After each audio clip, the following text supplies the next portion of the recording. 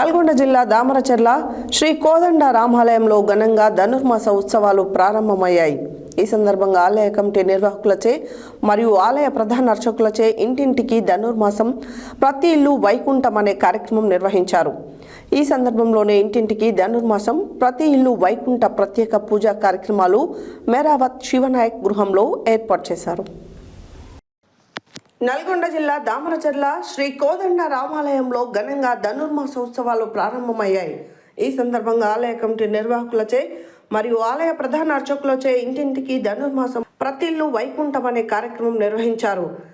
ఈ సందర్భంలోనే ఇంటింటికి ధనుర్మాసం ప్రతి ఇల్లు వైకుంఠం అని ప్రత్యేక పూజా కార్యక్రమాలు మేరావత్ శివనాయక్ గృహంలో ఏర్పాటు చేశారు. ఈ సందర్భంగా ప్రధాన అర్చకులు మాట్లాడుతూ నెల రోజుల పాటు ధనుర్మాస ఉత్సవాలు నిర్వహించడం జరుగుతుందని, దేవుని కళ్యాణంతో ఉత్సవాలు ముగిస్తారని తెలియజేశారు.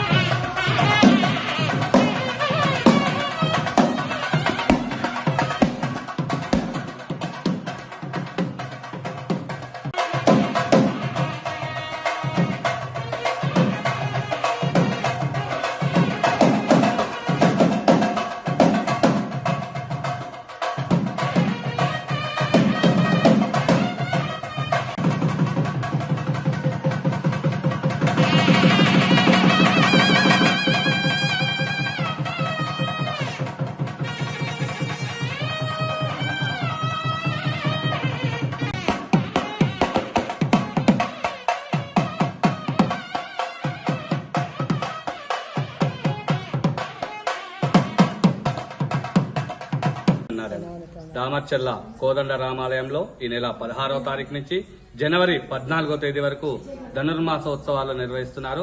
అదేవిధంగా ఈ సంవత్సరం ఆలయ అర్చకులు కొత్త కార్యక్రమాన్ని ఇంటింటికి ధనుర్మాసం ప్రతి ఇల్లు వైకుంఠం అనే కార్యక్రమాన్ని ఏర్పాటు చేశారు.